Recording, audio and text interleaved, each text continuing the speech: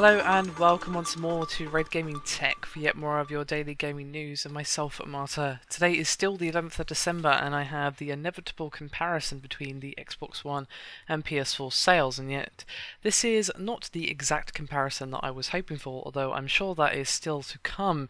This time it's from a company which is a trade firm by the name of Baird Co, and basically regarding the balance that's going to be happening between the two consoles as of course we move steadily into the next generation, which I suppose I should really be calling the current generation, but that doesn't feel quite right just yet.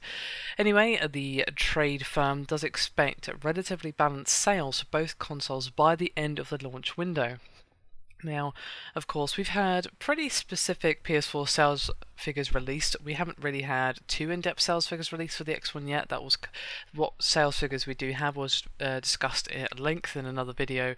Hopefully we'll be getting some more news from Microsoft soon, but Sebastian, that is Colin Sebastian of course, of the trade firm previously mentioned, spoke recently in an industry note, and he said that many industry forecasts expected the PS4 to establish an early lead over the Xbox One, but his firm feels each platform is, quote, on track to meet our high-end sales forecast of 3 million units by the end of 2013 and 5 to 6 million units cumulatively by the end of Q1.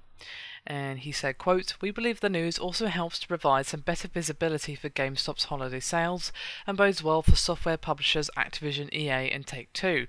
Our latest check on eBay suggests more than 25,000 Xbox One and 50,000 PS4 sales on the online marketplace to date, with both platforms selling at healthy premiums over MSRP. Interestingly, the PS4 is selling at twice the rate of the Xbox One, which would indicate strong demand for Sony's platform in markets initially not included in the November 15th launch, such as Europe and Australia. Now, as I suggested earlier in the video, tomorrow there will be more information released from MPD, and they're going to be releasing the November video game sell-through data for the US. And now, of course, this is not going to include the UK or the EU or anywhere else. It's just going to be for the US. What I really want is worldwide figures, but whether or not I'll get them, well, that remains to be seen. However, Sebastian had a bit more to say, and this is regarding some estimation in retail sales in the region, and he's saying that the PS4 will be between 1.3 to 1.4 million versus the 800,000 to 900,000 for the Xbox One, as of course the PS4 did benefit from an earlier launch date and of course initial focus on that region. And he said, quote, our checks show strong demand for next-gen hardware among both game enthusiasts as well as holiday shoppers, and most retailers still have open orders for both platforms. We note that PS4 tends to see more demand at specialty retail, core gamer focus, with the Xbox One getting a higher profile at big box retailers. In addition, our checks suggest solid attach rates of new software in the range of 2.5 to 3 times the installed user base. And Sebastian also said that Call of Duty Ghosts will, quote, hold onto its lead among military shooter games due to well-publicised issues hampering multiplayer in Battlefield 4. And while Battlefield 4 has been a little bit beleaguered as of late, which one will do better? Well, I'm not really sure. It kind of depends on which one is your preference. I'm not going to touch that debate with a 10-foot barge pole, but still, it'd be interesting to see which one does come ahead, as of course Battlefield has been suffering numerous problems, unfortunately.